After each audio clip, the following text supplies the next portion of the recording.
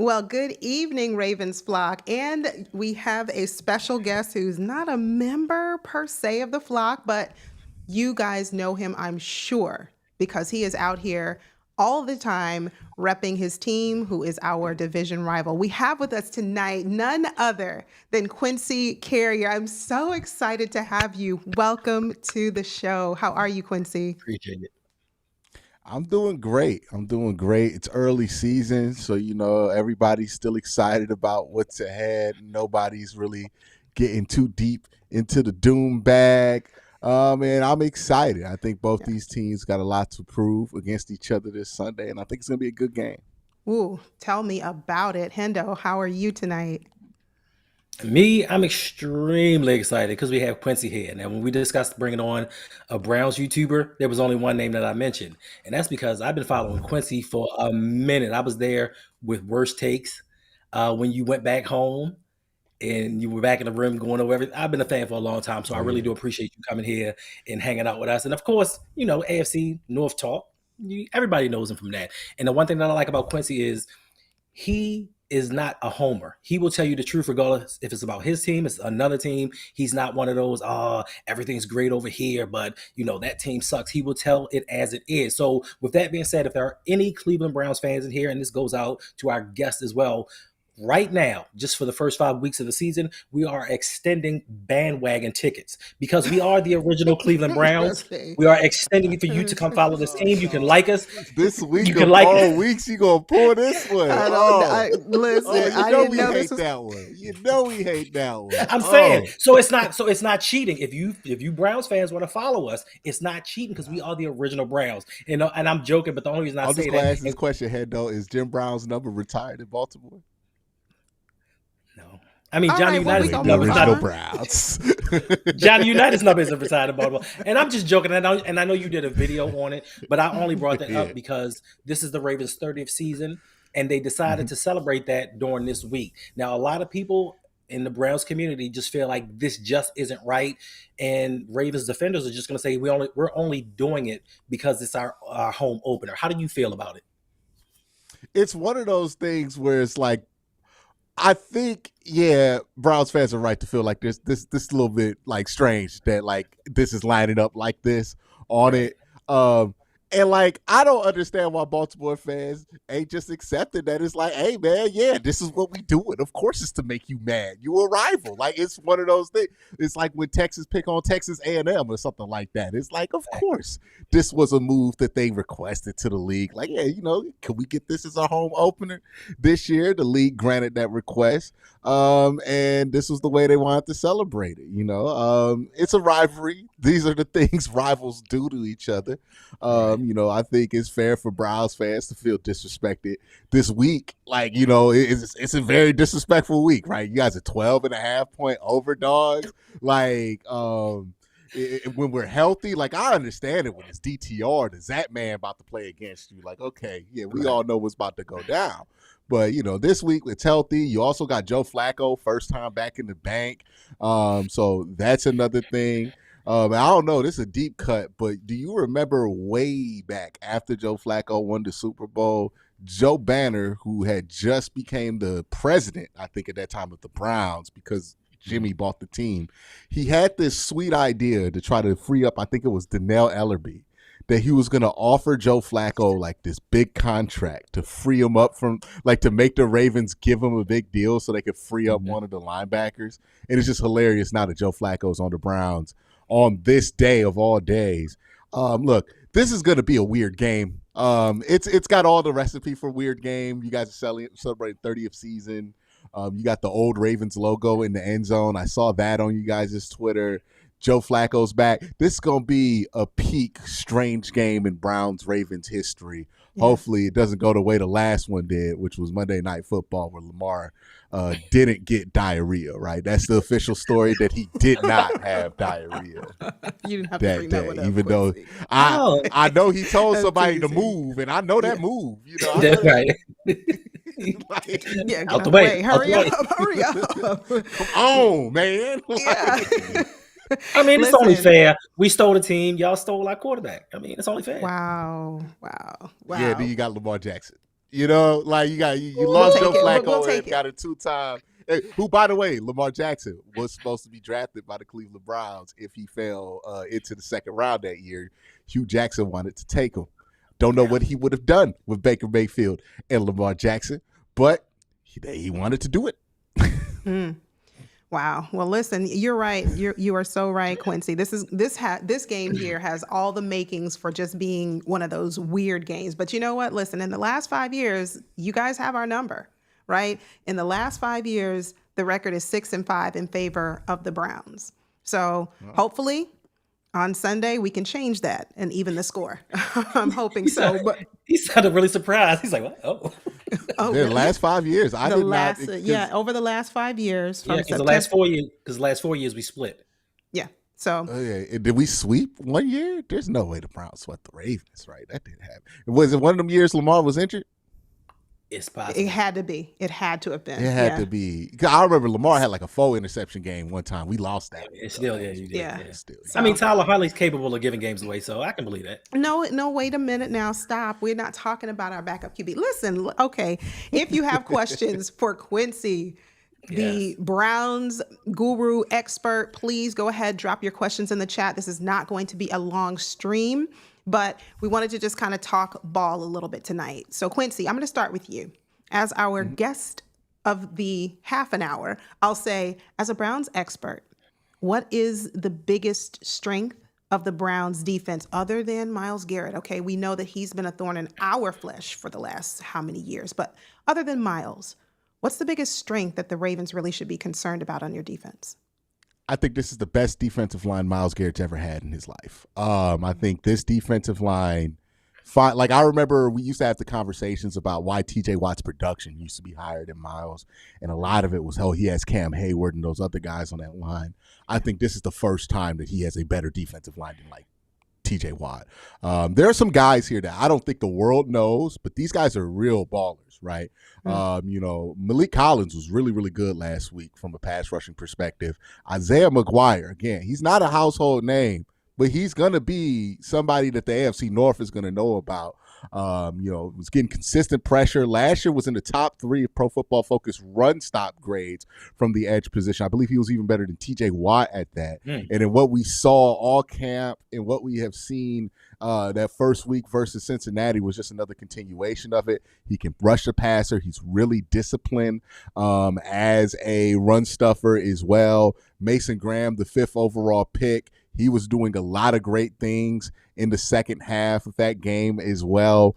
Mike Hall's not going to play in this week's game. He's somebody, our second-round pick from last year, very explosive pass rusher. But Shelby Harris, really good at getting into those passing lanes, a veteran in there.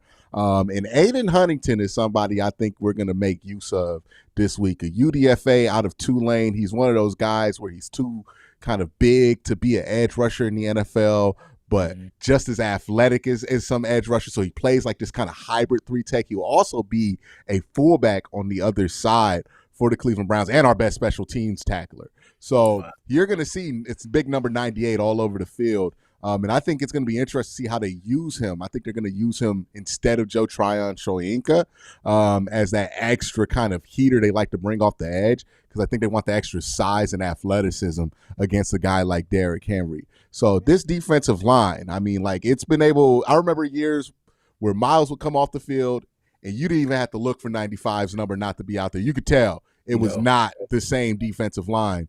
Now, there's times where I'm like, wow, Myles ain't on there. We've been getting pressure. This is the best defensive line. And I would argue Carson Schlesinger, I know we've lost JOK, and it's a huge part to our plans around Lamar, but the way that Schlesinger and Devin Bush specifically have played over the last Devin Bush over the last year in Cleveland has really added to that defensive line as well. So that front 7 for Cleveland, I know some people are thinking, it's Cincy week 1, next 7 net yards for that offense. It might be a fluke. I don't think there's anything flukish about that front 7 for Cleveland. Hendo, I have a question now. He said a lot about his, his trenches in terms of like, this is going to be really something to watch that we might not have paid attention to in previous years. But with all of that he said, how do you think the Ravens can kind of like overcome this defensive line? Quick passes. Finally master how to do a screen properly and run Derrick Henry. Just run right at him. Listen, we've had issues with the Cleveland Browns on defense when they weren't good. So now that, Myles Garrett has some help, we're in trouble. I saw what they did to Joe Burrow last week. Like, they brutalized that man. And I'm like, yeah, Daniel Falele, Andrew Voorhees are in trouble next week. Like, they are going to get abused. So if we can get the quick game going, run the ball and control the tempo, we could be okay. But I'm still worried about Myles Garrett. And I've always said best defender in the league. TJ Watt, he's cool, but Myles Garrett, hands down, will be doing crossovers. I will add to this, Hendo. I think this is the best I've ever seen Myles Garrett look. When I was out there at camp, it was like, he's Myles Garrett usually, so you're used to him looking good. But then you just take a look at him in camp, you're like, he's quicker than he's ever been before. He's like leaner and still stronger than he's. I mean, did you see what he did to Orlando Brown Jr.? We know that guy's strong, and he bench pressed him just multiple times. Just decided he wanted to get a sack there. This is. I've thought this multiple times throughout the Myles Garrett experiment, where I'm like, oh, okay, we're starting to see the peak of his powers, Myles. No, this is peak of his powers, Myles Garrett, that we're seeing here, and he has help. What he did in that Cincy game, right, where he just completely took over an entire drive. He's still going to command a lot of attention, and I think the dangerous thing now with Mason Graham, since he had to keep their center in on Mason Graham all game, right, 4 hands on him, I think the same thing's going to happen, right? Linderbaum's probably going to have to slide over, help Mason, which means, usually the Ravens, they love to pull that guard over to trying to handle Myles and give him the chip, right? I always say they don't play around. They might have to, let just the chip be it. And I got a question for y'all with likely being out of this game and Mark Andrews not having a great start to the season last week. Like, what's that depth at tight end looking like? Because I wonder if they're going to be comfortable rolling out 2 tight ends out there just so they can have the opportunity to chip them. Because I know what they don't want to happen to see, like Mark Andrews on one side, Myles run to the other, and it's just like, hey, Roger Rosengarten, right? One-on-one Myles Garrett. And I like Raj, but ain't nobody good enough to handle that one-on-one. No. Right. Let me. So hold on a second. they played the hometown kid Patton last week. He was solid, but I don't think that you're going to no Ricard too, right? That was going to be Yes, my answer. But go ahead, Hendo. Ricard is out as well. So I don't think that I don't know what they're going to do, to be quite honest with you, because Rosengarten struggled a little bit last week. He had his issues, and nobody on the level of Myles Garrett. They're going to have to double him and take their chances elsewhere. We do have Charlie Kolar. Didn't see too much of him last week, but I think they're going to try to work him into the game plan because his blocking has gotten a lot better. It's just a tough task, especially without our fullback there to help with the deficiencies that we have on this offensive line. And Myles Garrett just being Myles Garrett. Like, my goodness, this man hit the quarterback on 3 straight plays. 3. Like, it wasn't nothing. And like he said, this is probably the best iteration of Myles Garrett that we've seen. And he has a chip on his shoulder. A lot of people ask, why did he re-sign with the Cleveland Browns knowing they didn't have a quarterback? He, to me, I believe, wants to make them a winner, and he's doing it with his play on the field. Yeah. Yeah, and I think also they were able to sell him on some kind of a plan for the future, right? Like, they're going to be doing something. And then, he was really excited about Mason Graham, right? Like, he was apparently – the word on the street is, right, it's not a report. I don't want to end up on a ticker. But Myles was the one who, was like, hey, if you get that guy, and we love that guy. Happened to coincide with what the front office thought, too, of Mason Graham. But, that's the second Pro Bowl edge rusher that looked at Mason Graham, because I think Max Crosby said the same exact thing about him. And he showed it throughout camp, what he looks like. And, Carson Schlesinger, I heard somebody who's played with Fred Warner be like, this is only stuff that we've seen Fred Warner be able to do his rookie year. I never thought I'd say this, Quincy, but I have to say it. Pat Ricard being out is a concern, especially against Myles Garrett. Like, I didn't think I was going to say it, but our offensive line has struggled. And we use that fullback. We use him, for extra blocking. And now that he's out, the O-line it's standalone. And with like you mentioned, an upgrade, if you please, at your D-line, where you already had your anchor. Now you've got extra. So, listen, it's going to be a long afternoon for, this offensive line. And I think Hendo alluded to it. The answer for us, quick passes. Short passes, quick, get the ball out very quick, because this O-line, I don't think that they can withstand from what you're describing. Yeah, I'm interested to see too. Like, I think Zay Flowers is going to be really important for Baltimore in this game, because if you want to hit stuff quick, right? Like, Denzel Ward's probably not who you want to target, especially like if you're trying to do like a DeAndre Hopkins quick slant or something like that. Like, that's the wrong thing that you want to do. And I think Lamar is experienced enough with Denzel to know that that's not how you want to attack him. Where I think the Ravens are going to try to get him is they're going to put like Zay Flowers in drags across the field and try to match him up on Greg Newsome. Greg's not good moving left to right to left. Horizontally, it's been a problem for him his whole career. And Zay Flowers is extremely good at doing that, right? So I wonder how the Browns try to switch up their corners to match up with that. I think the Browns are going to go into this one, and this is going to be the chess battle of football, which you love, right?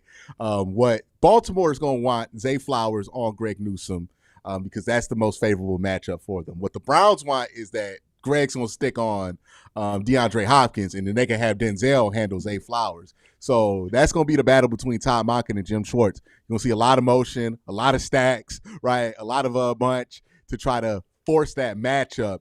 And, whoever gets to win that battle, I think is going to have a tremendous advantage in this game, because if you can't get Greg Newsome consistently on Zay, that's a first down machine for Baltimore, and that's going to take the teeth out the pass rush for Cleveland, where I think will come into this game trying to blitz Lamar at least on 40% of the snaps. And they're going to try to get downhill, because even if you blitz, right, and you run with Derrick Henry, the idea with Derrick is you got to get him behind the line of scrimmage for us. Yeah. So you might as well try to get downhill, right? So I think that's going to be the mindset for the Browns, is just get downhill at all costs. I wonder if Todd tries to throw in some play action, get some hitters, try to get a big deep cross with somebody matched up on Greg Newsome, because I think those are where the chunk plays are going to come from Baltimore. Who's your third corner? Hold on. I think it's I Cam got Mitchell the chart right here. Hold or on. Miles Hardy. Yeah, because they're gonna have to guard Bateman. Yeah. Well, it's going to be a combination of safeties that are going to be on whoever that guy is, right? It's either going to be Grant Delpit, or it's going to be Ronnie Hickman, or they're going to slide Rashawn Jenkins over there, right? Like they're gonna utilize others, because that corner room's just not that deep. Cam Mitchell had a terrible camp. I don't see him playing well. And then Miles Harden had some good moments in last week's game, so maybe they feel comfortable with him. But yeah, any situation like last week where the Browns had to guard three, it was a lot of safety play intermixed there with the corner. So if you look at the snap count, I'm pretty sure it'd be like a bunch of safeties before you get to Miles Harden, who I think was number 3 on the corner depth chart. We do have a question for you, Quincy, and we'll talk a little bit more about your, your secondary. But before we move on to that, I just want to say, listen, if you're here and you're enjoying listening to Quincy give his expert opinion on these Browns going up against our Ravens, do us a favor, hit the like button, subscribe if you're new. But the question comes from Alexander. Thanks for asking. Doesn't Denzel Ward have an Achilles irritation? I don't know. Denzel Ward always got something on the injury. Yeah, like it's like the thing too. Like each team uses the injury report differently. We all know Pittsburgh is notorious for lying about it, right? Like they'll have somebody magically pop out as out without being on the injury report. The Browns kind of take an opposite strategy, where they'll list everything they can list on it. You'll see sometimes the Browns will have somebody on the injury report with like 5 different things, 3 full practices, and it's like. Right. What's going on there, right? The Browns strategy is like, we're just going to throw a bunch of names on this injury report so you don't really know what's real or what's not, right? So that's kind of like when it comes to Browns injury reports, you just got to – the status at the end. If he doesn't have a status, it's not that deep for them, right?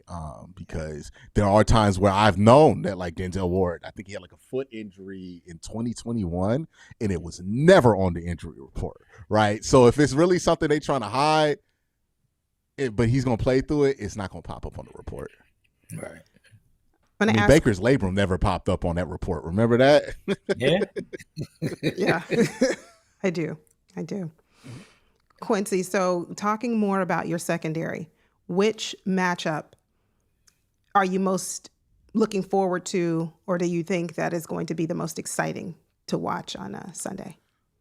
On the Browns secondary versus your offense? Yes. Okay, because I got one for each one. So Browns secondary on the Ravens, I think it's going to be, I want to see what that Zay Flowers Denzel Ward matchup looks like and if they stick to it, right? Because Zay does move around quite a bit for Baltimore and does a lot of things. Another thing to think about is like, how are they going to handle the scramble drill? With Lamar Jackson, it's going to happen. He's going to break the pocket. You're going to get some big plays created out there. What's that awareness going to look like, right? If we're talking about other defensive matchups that I'm excited about, I really want to see what Carson Swester looks like versus this Lamar Jackson and Derrick Henry backfield, right? We know what the Browns defense can look like when they get that great linebacker play. The one time they had it in 2023 versus Derrick Henry. Now, it's a different beast. Derrick Henry, his last year with the Titans and stopping Lamar Jackson and him in the same backfield. But I believe they almost held Derrick Henry to negative yards in that game. One of the few times that's ever happened in his career. That's why they've been confident, right, about their ability to stop him, because they feel like they're back to 2023. Last time we played Derrick Henry and we was at this level, we blanked him. You know, it was nothing. It was nothing. It was not a problem to get Derrick Henry down. Now, it's going to be different this week. You know, this is a different beast. This is a different offensive line. It's not Andre Dillard trying to block Myles Garrett, right? Like, it's a lot different. But, you know, they feel confident about their ability to achieve some success there. If we flip it, Browns offense versus the Ravens defense. This one I think has surprised some Raven people when I've talked about it, because it's not the guy who I think has gotten the ire of Baltimore fans, which is Jair Alexander. Like, I think a lot of people have been talking about him. I think that ugly JV jersey he was wearing on Sunday did him no favors. Well, I don't know what's up with him and Hump, because Hump was out there wearing that JV jersey last year too. Is he still wearing that? Like, I don't know what they doing out there, him, Garrett Wilson. I don't know what they think is that's not. I don't like it. That's what them new kids, they like that. Yeah. I don't know what these kids on. They be wearing bonnets on the sideline now. Like, I don't know, dog. Like, you know, it ain't for me. But yeah, I think the matchup that the Browns are going to try to go after, they're going to try to go after, I think, Wiggins here, Nate Wiggins. One, because he's smaller and they feel like they have a more explosive player in Fanner than him. Now, when I say that, people go, what are you talking about? Hey, Nate Wiggins runs 4.28, and that is true. But his 10 split was one of the worst 10 splits you've seen somebody at that size run. It's not very explosive to get to that speed. You've noticed this probably by watching Nate. If you get Nate to stop and then start, it take a little while for him to start. Once he goes, he's gone. Yeah. But it take a little while for him to get going. And I think the Browns are going to try to utilize Isaiah Bond to try to get him to stop, maybe when he's in zone coverage, to try to blow by him, because Isaiah Bond, 80th percentile 10 split.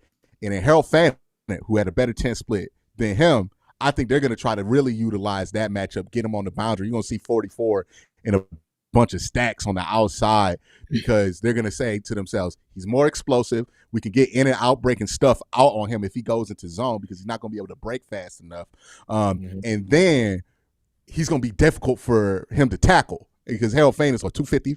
And then Nate Wiggins is, I know he's listed at 170 or something like that, but he's got to be 180 now, right? Like, that's what they say. Yeah. He's about 165. Maybe. So it's going to be a tough tackling assignment for him. You know, I got all my jokes about Roquan Smith. You know, I've gotten them off before, but they're not going to really get big chunk plays out of that, because the one thing Roquan Smith can't do is rally and tackle to the ball 8 yards downfield. But, you know, they're going to hit David Njoku on that curl. They're going to get that stick there, everything else. You know, try to attack Roquan a little bit if they need a third and short or something like that.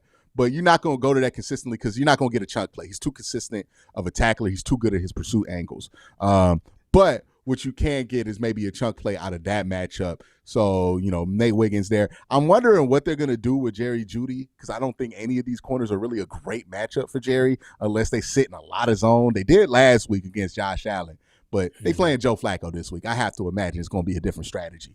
So, yeah, it's going to be interesting to see how they match up there, but I think that Nate Wiggins matchup and some of the Browns' more explosive pass catchers is going to be where, if I'm Kevin or if I'm Tommy Reese, I see an opportunity for a couple of big chunk plays here. And they're going to try to hit that flea flicker on your boy, right? Like, they're going to try to get that flea flicker off, let Joe Flacco throw one deep early, see if he's feeling it at the bank again. So, we might call one of them old Jacoby Jones plays.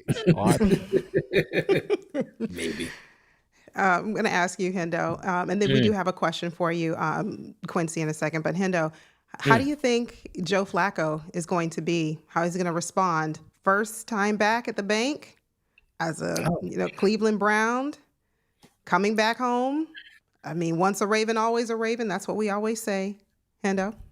It's kind of hard to say because with Joe Flacco can come in here and throw for 395 yards and 4 touchdowns, or he could throw for 187, a touchdown and 4 picks. You just don't know what you're getting from him. To me, it depends on how he utilizes his tight ends. Now, what was the rookie 44? He was killing them last week. I was looking for Njoku, but he was killing them with the rookie. So if he can get the tight ends going, because even when he was with Baltimore, the tight ends was Joe Flacco's favorite friend. Against this defense, what I saw last week, I'm not too confident in our defense stopping him if he gets on a roll. So I'm going to go middle of the pack. I think Joe throws about 250, 2 touchdowns, 2 picks. All right, Quincy. And then we do have a question for you. How do you think Joe Flacco is going to do coming to the bank? Joe's a real cool customer, right? So I don't see him getting too charged up for this one. I'm more worried about, I think the team going to be real charged up for Joe. I think that's part of the reason they've been hyped because they love Joe out there in Cleveland. And he seems to be a really likable guy in that locker room. So I'm wondering, how they come out, what kind of energy they come out with, the play calling. They might be really aggressive offensively to start. I think the ideal day for Joe is that the run game gets going and he doesn't have to do too much. So you're talking about 250, 2 touchdowns, right? I think it's not a great sign if he has to go out there and throw for 4 bills, right? Because then something's not happening in the run game, or you're in a shootout with Lamar Jackson, which is not the goal this week, right? You want to play that ball control. You want to keep the ball out of Lamar's hand.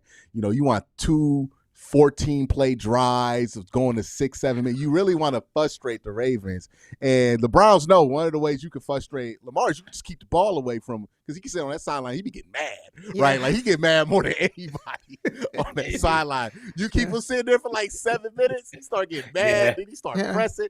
That's how you can kind of go at them. So I imagine that's going to be the goal. So I don't think they're going to get too much going in the air.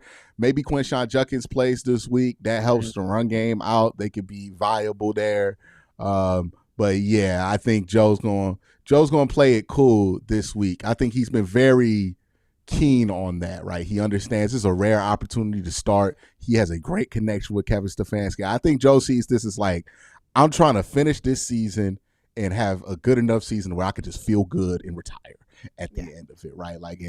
And Joe's really been locked in and focused since training camp. You could tell that that's kind of the energy he's been on. So I don't think he's going to get greedy here. I think he's going to play, more classic Joe Flacco football, right? More that less Denver Joe Flacco where we got the pick 6 reputation, and more Joe Flacco not going to take sacks. Baltimore 09. I remember that stuff was annoying with him. But no, was it it was 2010 he was really into 10 that. or 11. Right? Yeah, it was his number one stat was he avoids the most sacks in football.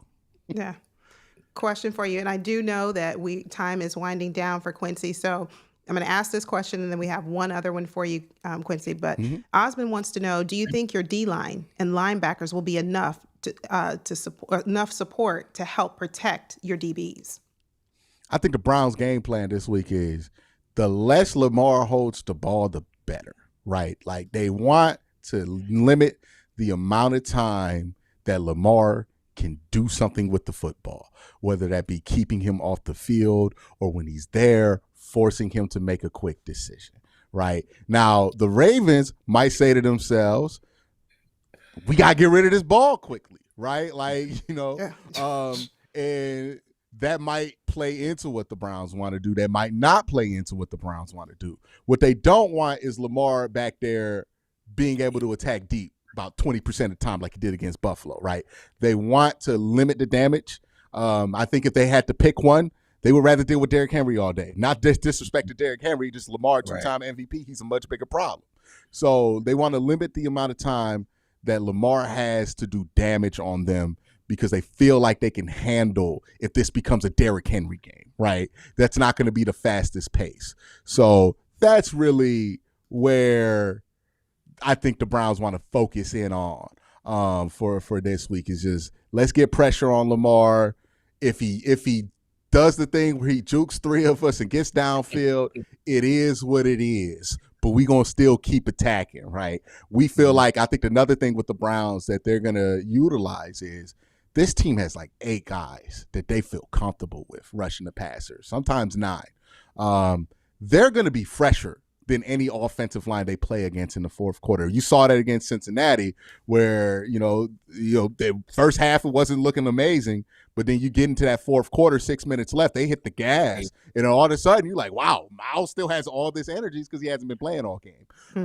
That's what that depth is going to afford them. So if you're the Browns and you're like, okay, we can string this out, keep this game slow pace, get into the fourth quarter, we know we're going to get extra possessions in the third and fourth quarter where, Rodgers going to be a little tired, right? Now his stunt's going to work a little different on him. Or Voorhees is going to be exhausted because he's been double teaming and dealing with Mason in the A-gap all day. And then all of a sudden you look up and you Linderbaum and you see 95 doing dribble moves, okay? Like, this is the kind of stuff they could pull off because they have that depth. So for the Browns, this is going to be a plastic bag game, right, where they're going to want to just slow the pace down and choke the game out as slow as possible so they can get to that fourth quarter where their home run stick is that defensive line depth where they can all of a sudden say, all right, you've been struggling dealing with these guys rotating. Now it's just Miles every play for the whole fourth quarter.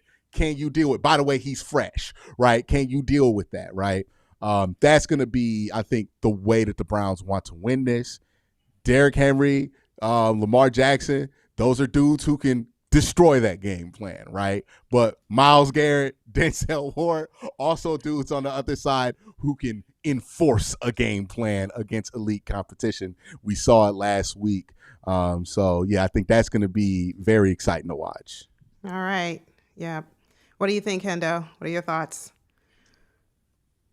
Listen, I ain't saying nothing because I made a prediction last week. I stood up here with 5 minutes left. I was like, we got this game won. It is what it is. I'm walking off, and then we lost the game.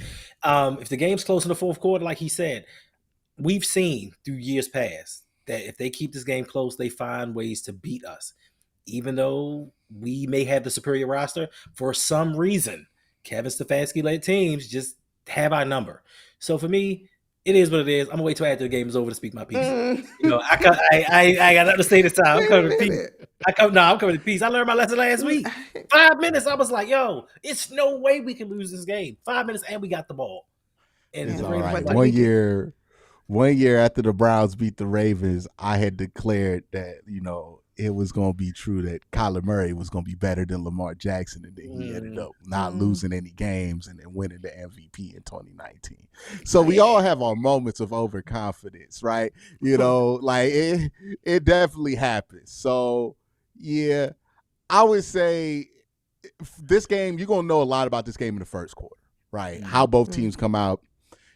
The Browns can't survive if Baltimore goes up 14-17 in that first quarter, right? If they get off to a hot start, if they blitz and Lamar finds the answer quickly. Like, the best time to attack this Browns team is going to be at the beginning of that game for Baltimore. So if they can win early, that helps them. But if this is one of those games where Baltimore decides we're going to take 4-5 drives to figure out what we want to do on offense, then that's going to open the door to where I think Cleveland can upset them. All right, Quincy, who wins this game? And what is your score prediction? I think the Browns are going to win this one. Surprise, surprise. I'm going with the Browns here. But I think the Browns are going to win this one. Look, I think not enough people are talking about that defensive performance last week. That was more impressive than what they did against the Bengals in 2023. And in 2023, they had the help of the elements. The rain was helping them in that game.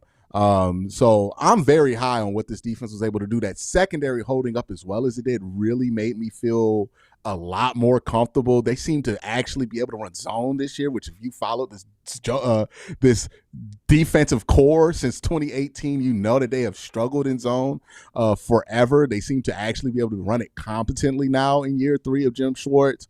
If they're able to play that level of football and they're able to play that way from the jump, I do think they're going to be able to slow this game down. And I think that the offense is a little underrated for what the Browns did. A lot of people look at it and go, oh, my God, the Browns only scored 16 points. They were terrible. They still can't score 30. But only 9 real drives in that game. The Browns scored on 3 of them. Really should have been able to score on 5 of them, right? The missed extra point and one of the most flukish interceptions I've ever seen in my life that happened 2 times in that game. But the other one that happened was like, all right, we weren't going to score on that drive. It was like 3rd and 10 or something like that. But okay, 2 of the most fluke interceptions you've ever seen. And you're that and a missed 36-yard field goal away from scoring on 5 of your possessions. Then all of a sudden you're over 50% score percentage in that game. And all of a sudden the offense looks good.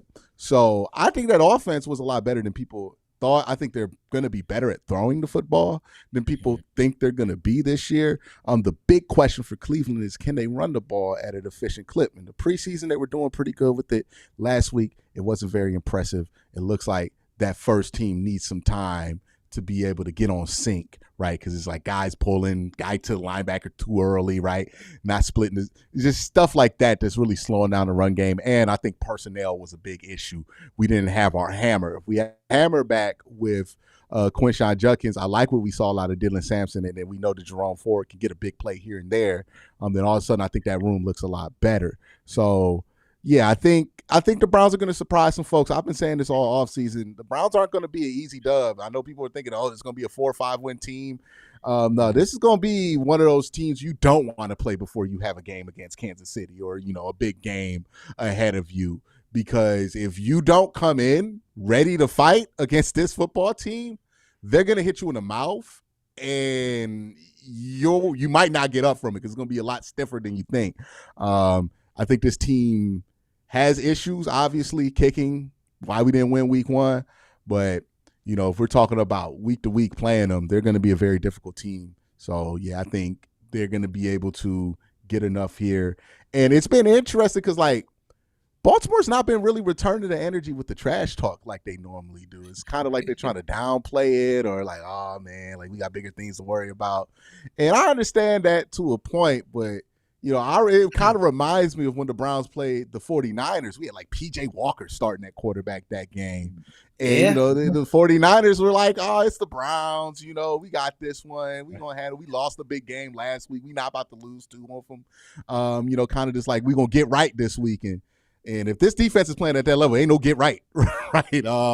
So, I think it's really going to matter what happens in the first quarter.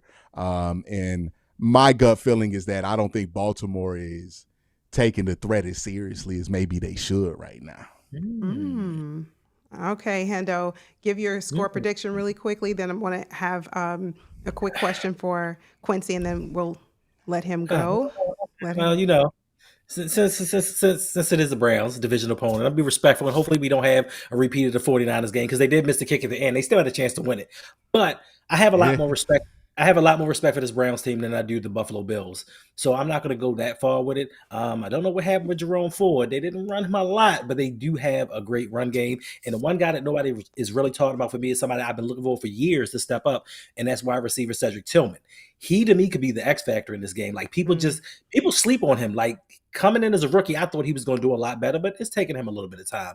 So with all that being said, and the defense that the Browns have, I'm still picking the Ravens, but it's not going to be a similar prediction like last week. We're not scoring 40 points this week. We may only score 31. So I'm predicting 31-13 Ravens. Of course, we're not talking a lot of smack because it's like me with my little brother. I don't need to talk smack to him because he's not going to beat me. I mean, he can say whatever he wants to me, and it's just like, yo, little brother, you don't win, but keep yapping until the day you get big enough to beat me. So until then, I'm going to let you do you, and we're going to keep it pushing. But there is a possibility, as we've seen, that the Ravens could possibly lose this game. We went 0-2 to start last year. The same thing can happen if we overlook the Browns. Now, if we do lose to the Browns, all heck is going to break loose because we are going to be in the cellar by ourselves. We will be the only winners team in the division, and we will be entrenched in last place. But you know that John Harbaugh does his best coaching when his back is against the wall. When they criticize him and his seat starts to get a little warm, that's when he does his best coaching, if that's what you want to call it. So, of course, the Ravens are going to win this 31-13. Oh, yeah. I like the Cedric Tillman take in there, man. You know, since week 7, since the Deshaun Watson Achilles injury, Cedric Tillman's been a 60-yard per game guy. It's about 1,000-yard pace. He's been really productive for him. Was productive even last week. I think the drop, people kind of focused on his drop more than the Jerry Jeudy one. But yeah, I think the drop is why people aren't really talking about him. But he can do a couple of things really well. And one of those things is he can run the corner route really well. I don't know if you got anybody who struggles with that. It seems like y'all ran a lot of zone there. But yeah, if you catch him, and man, he can break that tree off. He can break that branch off in that tree really well. Yeah. Quickly, Quincy, can you please give a word about Odafe Owe? How do you think this is a question from Jay. And before you give your response, Quincy, just so you know, I'm an Odafe Owe fan. Lover. Truther. I gotta ask this question, yo. Were you also a Tyus Bowser fan? I was. I really like Tyus. I didn't say same guy. But can you that please makes sense. But can you please give a word? He would like you to give a joke, if you please. Jay the Six would like you to, have a little joke, kind sir, about Mr. One Odafe Owe.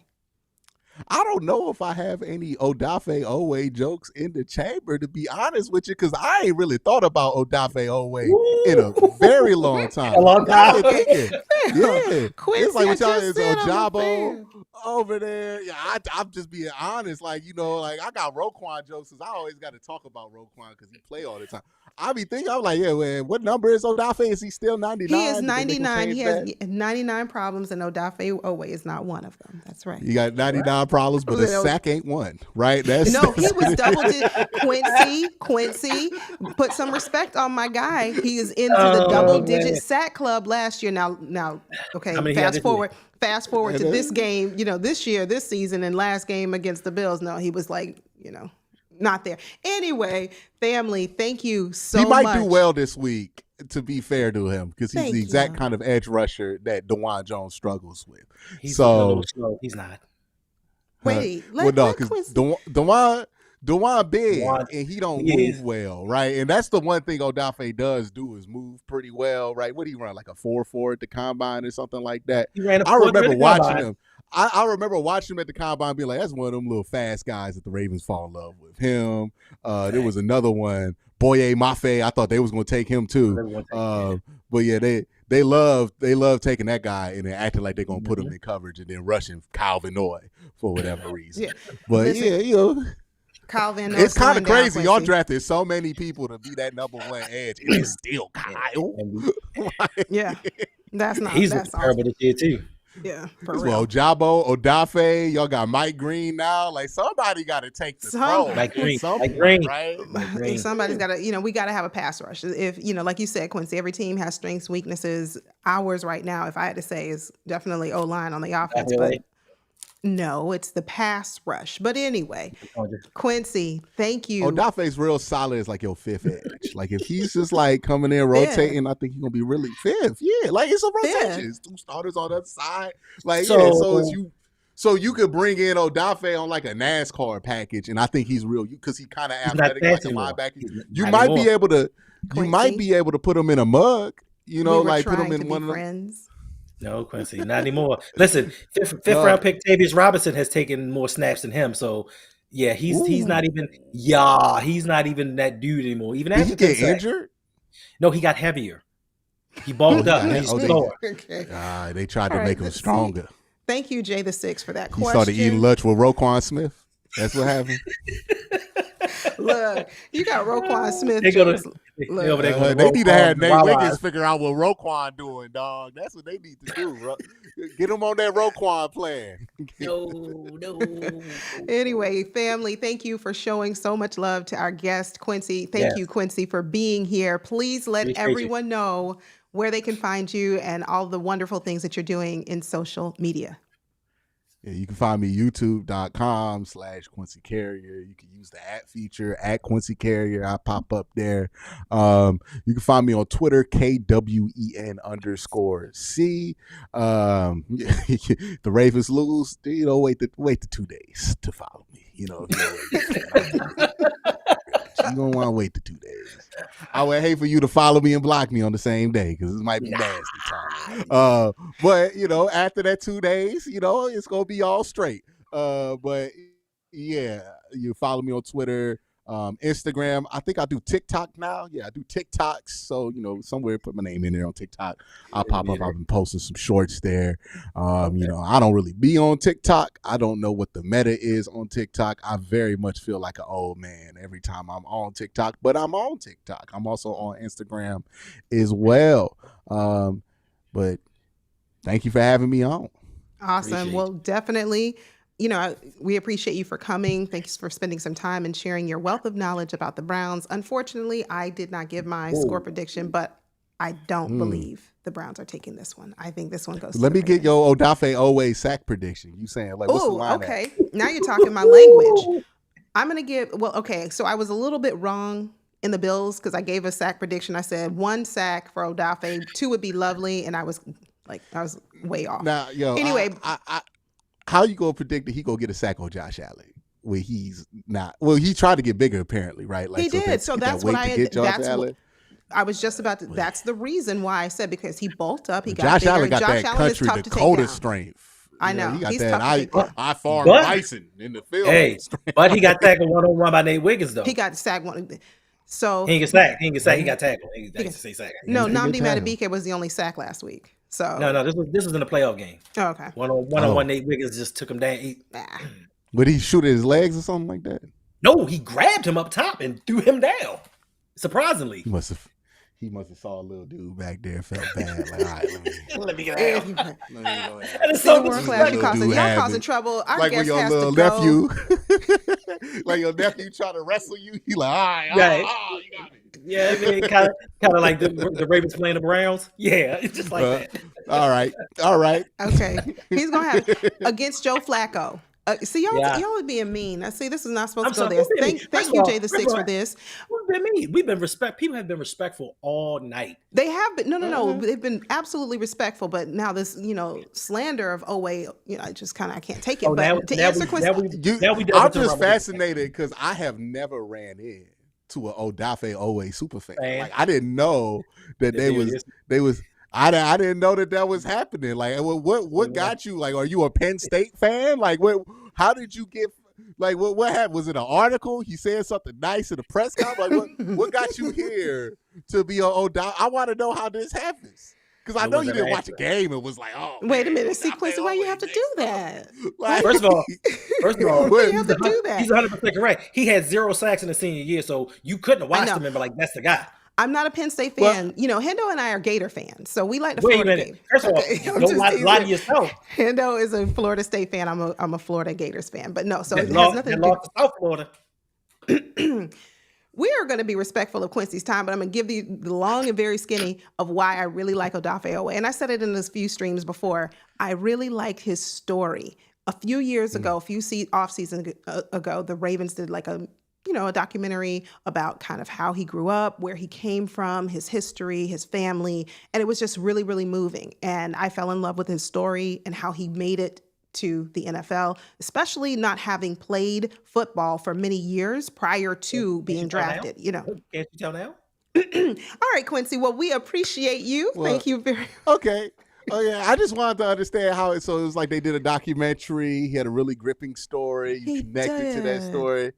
He did, Okay. and then he did not have a very good season. I think that was his going into his second season. I think the documentary came out as he was getting ready to start his second season, and it was kind of like, ooh, that was a flop, that was a fail. It's But then kind he of came. like how the blind side don't be having Michael Orr go up and like he's like, oh yeah, here's reps against James Harrison. It's like, oh nope, Right.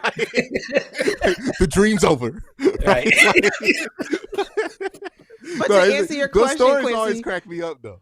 but to answer your question, Quincy, how many sacks? My sack prediction for Odafe Owe this game against Joe Flacco, I'm going to go with 1. I'm going to be reasonable. I'm going to keep it in the realm of reasonableness, right? 1 sack, Odafe Owe. Don't let me down, Odafe, if you're watching this, okay? Don't embarrass me. Come on, Jason, don't do it. Anyway, but it's been It might happen. It might happen. It might. Like I think this week might be a good week for it to happen. I think Maybe so they might be too. waiting for a deep shot downfield. I like You how might you get think. it. You know, I don't know when that next hack going to happen, but it might happen this week. So I think, It's because we not never happening. know what the future is, but it could happen. It definitely could happen this week. Because if he gets 6 sacks this year, I mean, he got to get them somewhere, right? And I think this is a good opportunity. Wait, What you think going to be like 9? Hey, I had him pegged for like at least 11. I got 4. 11. He got 10 Wow. last year. Were you there, 4. Quincy? Did you know he got 10 Okay, and last year? he got 5 the first 3 years combined. And what? We're moving on up. Yeah. We don't focus on old stuff. So Okay. he going up from, okay. We're going up from 10. We're going up from last year was 10. So we're going up. We moving on up. So if But he this was is a 10 contract last year, year. It is a contract and year. it's a contract year. He's incentivized. He's motivated.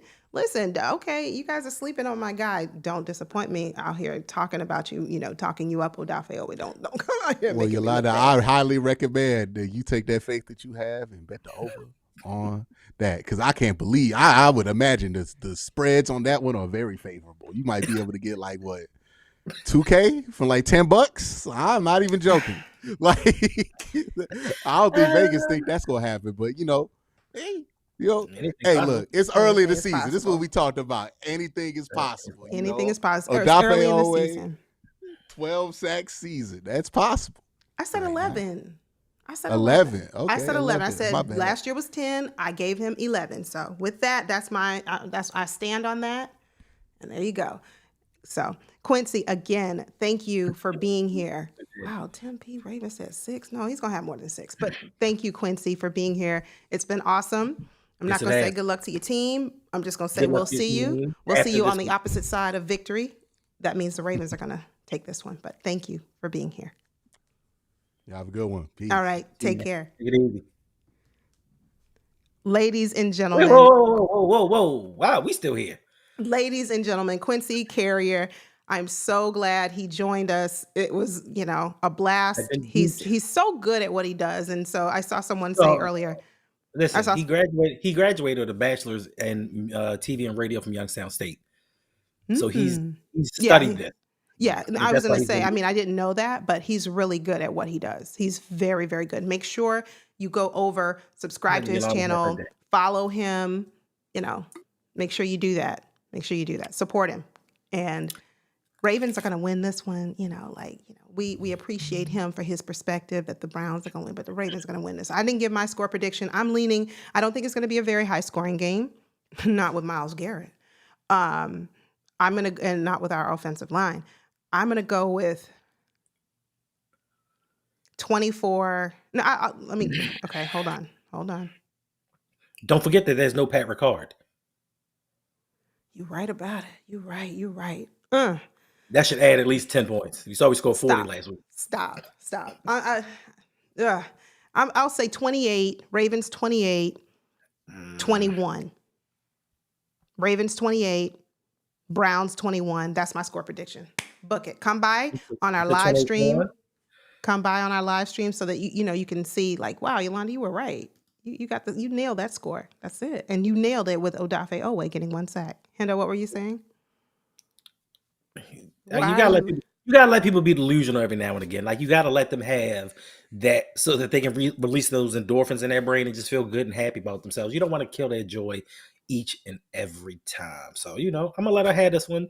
the season will pan out the way that it does. This is Odafe last year in Baltimore, and let's see where she goes from here in the 2026 season. He's going to still be with us, and that's just how it is. We Well, like what to contract? pay. We can barely pay the people we have now. I know, but that's I'm sorry. We can we barely can pay. barely overpay. We can barely pay for the good people we have right now, Mm-hmm. and he's not one of them.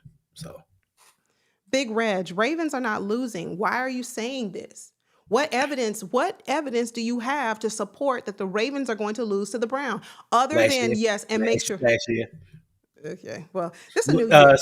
6-4 record over the last 5 years. We have a losing record versus the Browns. Yeah, earlier I said 6-5, and DDSQ got me correct on that. Thank you. It is 6-4, but yeah, no, listen, I Big Reg, I don't think we're going to lose this one. And yes, Tanja, it was a really good show. Just rewind, listen to some of the takes that that Quincy had. Very interesting, and I appreciate him for stopping by. That was really cool of him to come by and hang out with us. But look, one thing he said, and I'll spoiler alert, Tanja, I'm telling you now, but one thing he said is, we always know that Myles Garrett is like, he is that guy. But this year is something said about Myles Garrett having an upgrade on the D linemen who are alongside of him. So that's kind of the gist. And with that in mind, as you think about it, fans, Ravens flock, how do we overcome that? We know, now that company's gone, we can actually have a conversation. But how do we? I'm sorry, Tanja. They looked it up and they said over the last 5 years, we are 4-6 versus the Browns. That's what they said. Are they lying? I thought when I looked it up, I saw 6. I Googled it. I was, Google, you can't trust Google like that. Okay. But so I Googled it and I had 6-5, but DDSQ told me it was 6-4 or 5-4, something like that. I can't remember, but I was off. 6-4. Okay. Then it was 6-4. It happened to be an even number of games. Okay. There you go. So, but what I was saying here is, look, if they have an upgrade on their D line and our offensive line has stayed C, middle of the pack, then that's a problem. It's going to be a long afternoon. But look, as long as we have 8, we have a chance. And so I think Hendo called it correctly. The way to win this game for us, going up against Myles Garrett and company, short, quick passes. We don't have time to let routes develop. We don't have time for that. We don't have time to take the deep shot because we already know our O-line probably can't hold up. Damn, exactly. So that's the secret. And get some pressure on Joe Flacco. Who's going to do that, though? Other than my guy, Odafe, who's really going to get some pressure?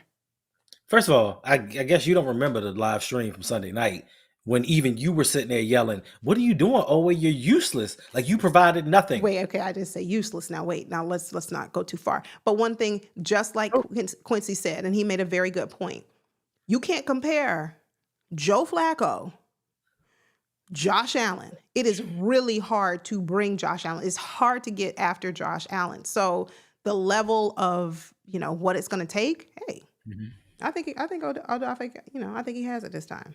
He has it. So, Word. yeah, we good. Word.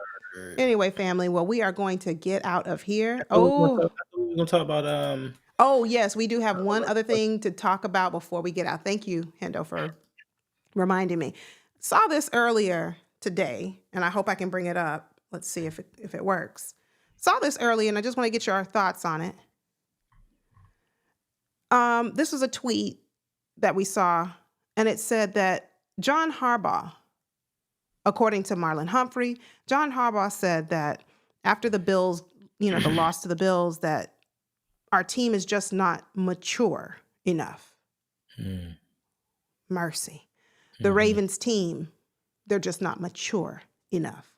So I just wanted to kind of get your thoughts, Hendo. What do you think about that? I think it's a crack of crap. Once again, John Harbaugh never takes accountability for his side of things. Now his team isn't mature enough. His team was definitely mature enough when they go on win streaks. His team's mature enough when they blow teams out. His team's mature enough when they come back and win games they're not supposed to win. But now all of a sudden they're not mature enough to get stuff done because you and your clock management were wrong. Yes, the defense did not play as great as they should have played, but your clock management, you not being able to go up to your defensive coordinator and saying, look, bro, this cover 6 ain't working. This prevent defense just ain't getting it done. You going into cover 0 during this time is not what we're going to do right now. You as the head coach didn't do what you were supposed to do. And of course, you want to scapegoat yourself and put everybody under the microscope so you look like a competent head coach. And this is why all these years I've always said Harbaugh is not that dude that y'all think that he is. Everybody's always arguing, oh, he's this and he's just and he's one. No, he's not. He's a pretender. He uses his players for the good and throws them under the bus when things get bad. Just like times when we go for it on 4th downs, you always see him on camera. You want to go for it on 4th down? You want to go for it? He's making sure, no, he's performing. He's making sure that people see him do this. So when it fails, he absolves himself of any of the blame. And then when it happens and they are successful at it, is look at that players coach. He's going to his players, making sure that they have input in the game. No, he's doing it for show to shield himself.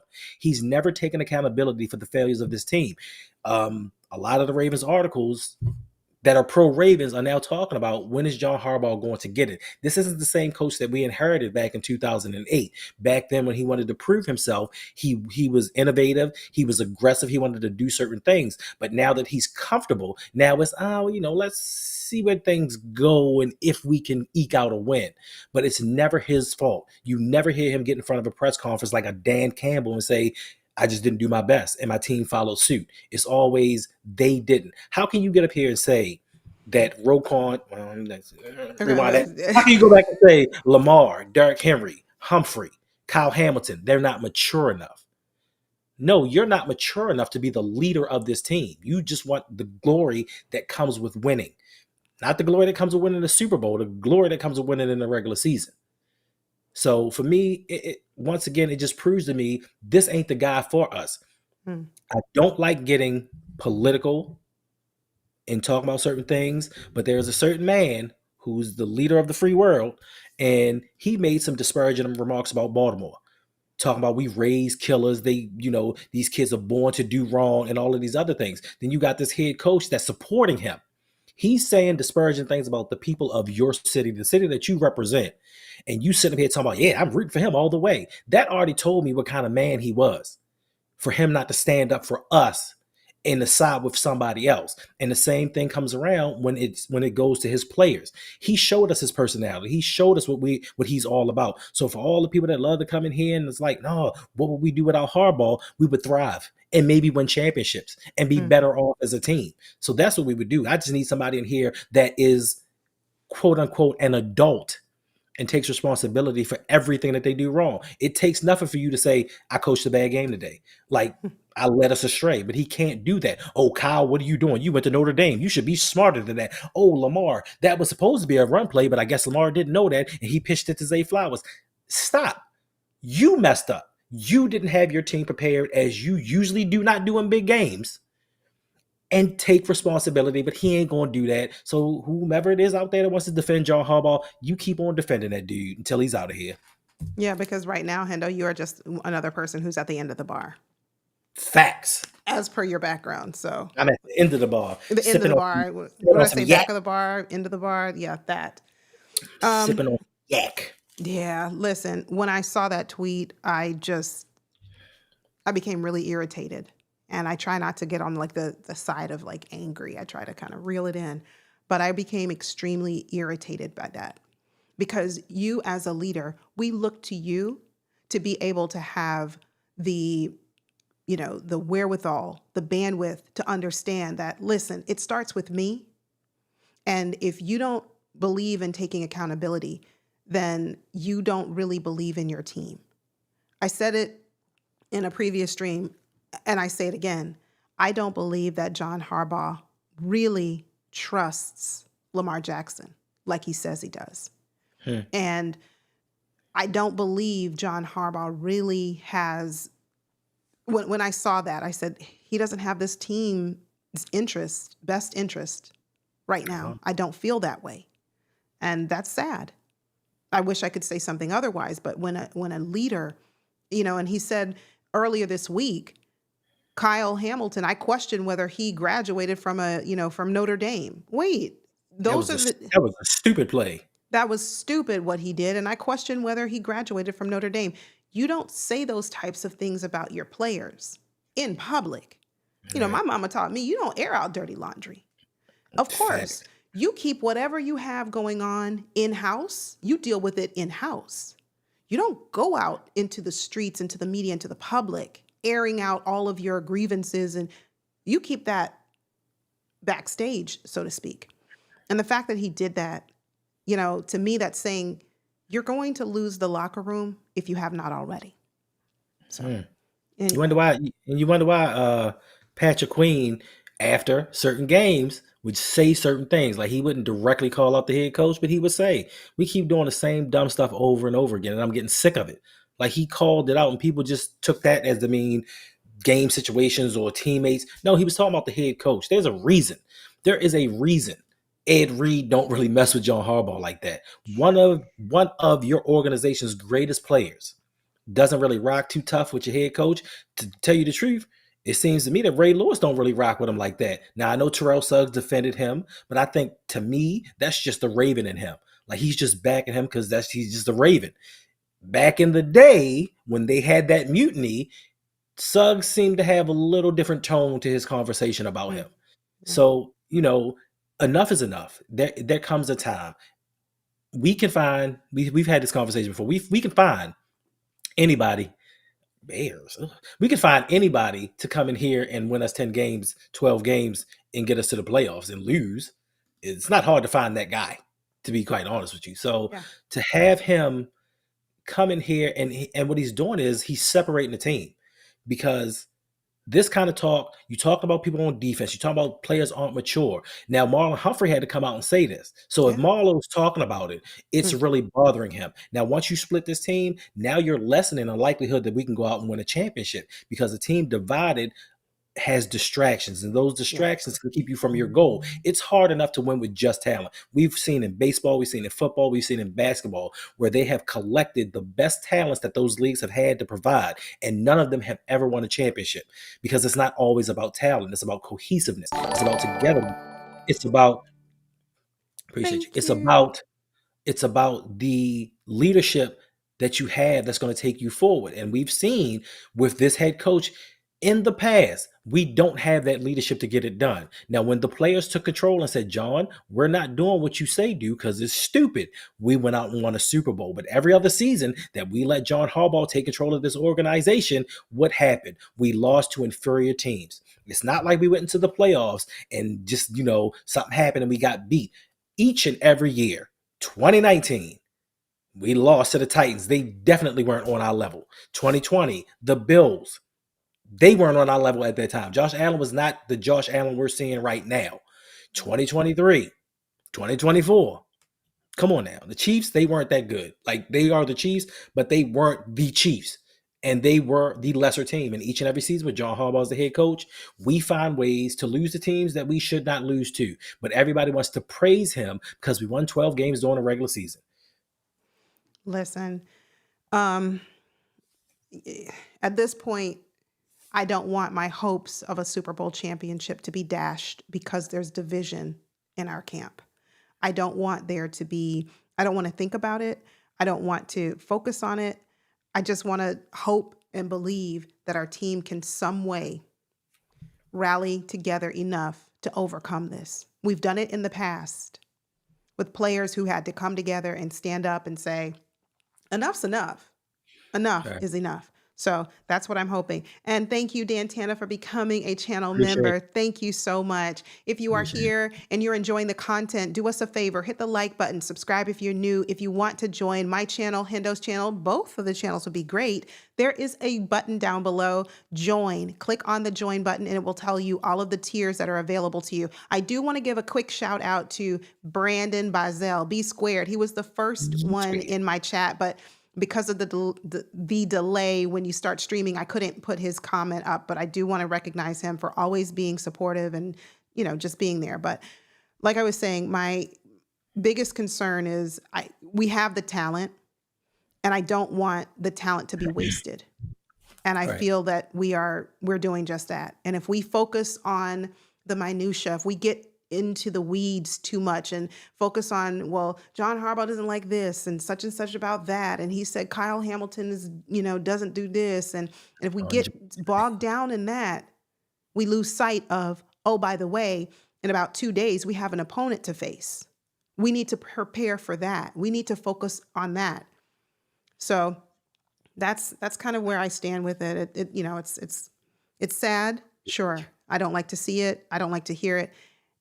But one thing that kind of brought me a little bit of solace this week, honestly, especially after that loss against Buffalo, mainstream media, the news, former players, current players, people who dislike the Baltimore Ravens alike, all said one thing: we've got an issue at head coach. So it just let me know that, hey, we weren't way off in our thoughts about kind of where this team needs to go. Facts. So that's it. Well, the sad thing is, Manuel, he's not going anywhere. Like, if we lose this game, Harbs has to be out. I would love that, but I doubt it. I doubt it. Someone said in a previous stream, I don't remember who, they said, and I don't even want to speak it because I don't want this to happen, it's going to take us at least to lose 4 or 5 games in a row, like 0-4, 0-5, before something drastic happens. And I'm like, no, don't say that. I don't want our team to go 0 in anything, but yeah. Anyway. Yeah. So. Yeah. All right. Well, family, thank you all so much for joining us tonight. We appreciate it. Look, we've got a tall order ahead of us on Sunday. Make sure you come by. Hendo and I will be live streaming the game, and then later that afternoon or the first part of the evening, Hendo and I will do a live call-in show. So yes, that's where you can come on, chat with us, share your thoughts about what you saw on this game, during the game, and hopefully it's a win, right? Let's cheer our team on. Hopefully we get the dub. We're first game, home opener at the bank. We're ready to go. We got to be fired up. Got to be, really excited to cheer our team on. But 30th year. Make sure you come out and hang out with us on Sunday. Yes. Now listen, I'll tell you like this. I had a plan this weekend. I'm not sure if I'm going to go through with this plan. I don't know just yet. I had a plan to go to the woods. I had a plan to go to the woods and just relax and just chill out and just be by myself and just be one and kind of reinvigorate myself. But if I do not do that, we'll be back streaming. I think that's what he was going to say. Go ahead. We may possibly do a call-in show tomorrow night. I'm not for certain. I just don't know what I'm going to do or how I'm going to feel when I wake up. But, I might go ahead and do some other people's stuff tomorrow and just be free. Just be in the woods and be free. Let us know quick by giving us a thumbs up emoji. Let us know really quickly if you would like us to come on tomorrow sometime in the first part of the evening, early evening, and do a quick call-in show, last minute temperature check. We're checking in with the fans. We're checking in with the flock. How we feeling? Like I think Tanja said earlier, the Browns have been real spicy this week with their talk. They've had a lot to say. You gotta hype yourself up. Like if you ain't your own hype man, who gonna be? But just like Quincy said, the response from the Ravens has been very dialed down. Who pays their little brother any mind? Who? Nobody.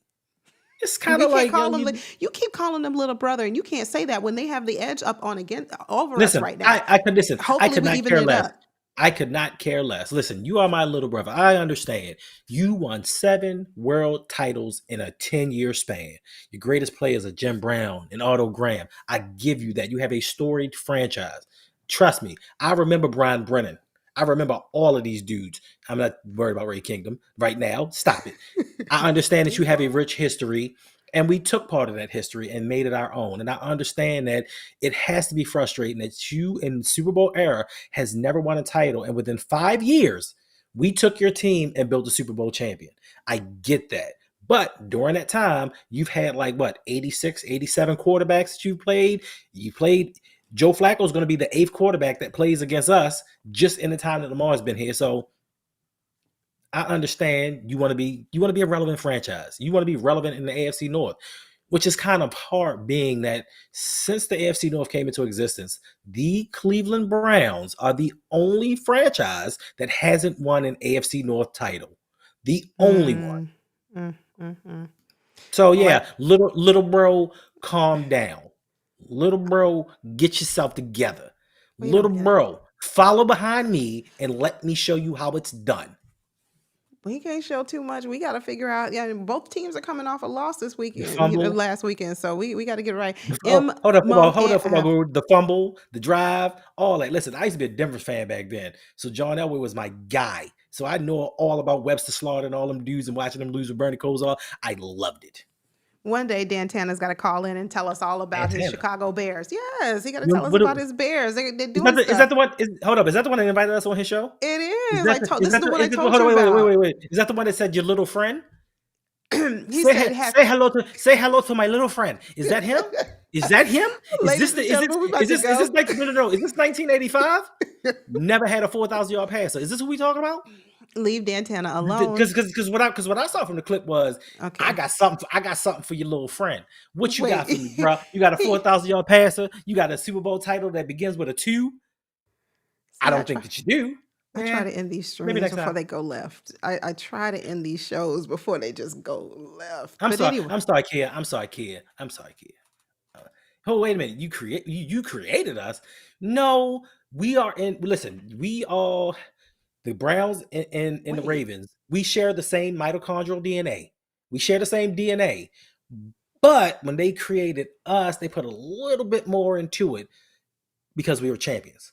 You guys, I mean, I feel bad for y'all. I really feel bad for y'all for the suffering that you've had. For some reason, you cannot find a quarterback. Deshaun Watson was supposed to be that dude. Deshaun Watson in Houston was that guy. I thought, oh, the Browns finally found him. But for some reason, you guys are just so cursed that you just take the best. Even Baker Mayfield now. Baker Mayfield's balling, and y'all gave up on him. Like, I don't get it, but you did. Yeah. I don't know. Right. I wish y'all the best. I wish y'all the best in 30-30, but hey. Hendo, anyway, look, it's all good. Thank you, Kia, for being here. Even though appreciate you, bro. Yeah, we do. Yeah. We appreciate Listen, little bro. It's okay. It happens to a lot of. We used to be the little bro to the Pittsburgh Steelers. Like, it happens. Then we had to flip the script and let them know, like, bro, we was born first. Technically, theoretically, in concept. But not really. Not really. I was just going to say, not really. But we still the big bros, though. Yeah. Imani, I don't want to see it. I don't want to see that dazed, confused, every game, crazy look. I don't want to see it. That's the one. I don't want to see it. Yeah. I can't believe they let me coach. I want you to have a ball, have a blast at the game, be safe, cheer loud for us, all of us. Cheer extremely loud and will our team to victory. So enjoy it. Have a great time. But watch out for the traveling puppy pound. I mean, dog puppy, pound puppies. Whatever they call themselves now. Whatever they are now, watch out for them. Yikes. Wow. Anyway. All right. So family, make sure your post notifications are turned on, because if Hendo does not have an Aaron Rodgers experience tomorrow and going out to the wilderness, we will be here. No drugs, though. No drugs. No. I was just meaning it by terms of like going out into the wilderness. I know, but I'm just saying, I don't do no drugs. No. Is ayahuasca a drug?